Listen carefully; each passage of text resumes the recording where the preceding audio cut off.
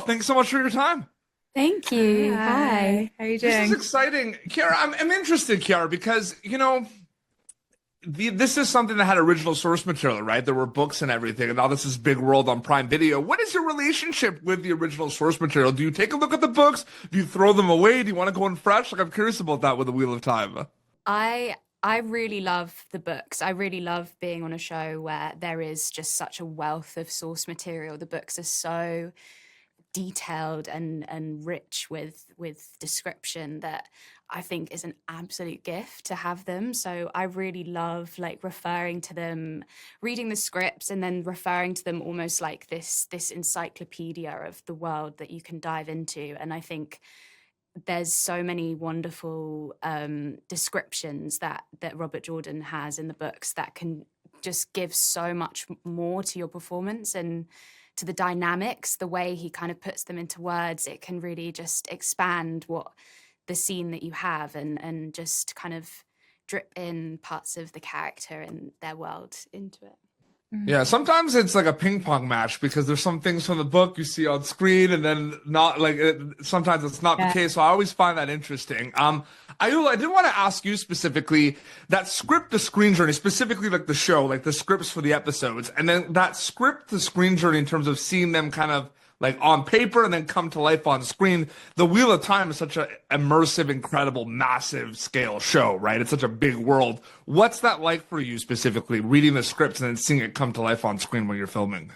Yeah, it's incredible. I think when you have such a huge world, and there's also within that huge world, there are so many different little mini worlds and storylines and arcs kind of happening to when you read anything. I think you come up with an idea of what you think it's going to look like.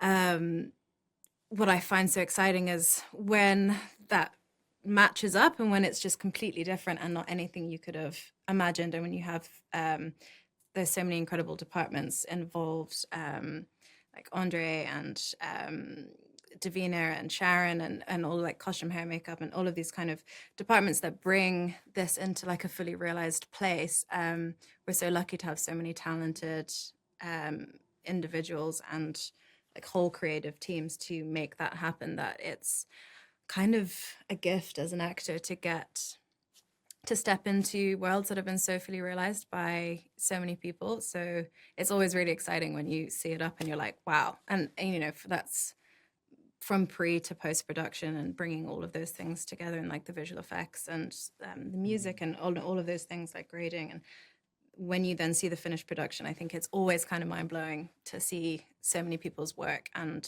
love and care and detail making it. I said this to Rafe and Natasha in the other room. Like, I feel like this show too, it's so immersive. Like from a viewer perspective, like you feel like you're there at times, like the way it's shot, which is amazing. So that's really great what you said.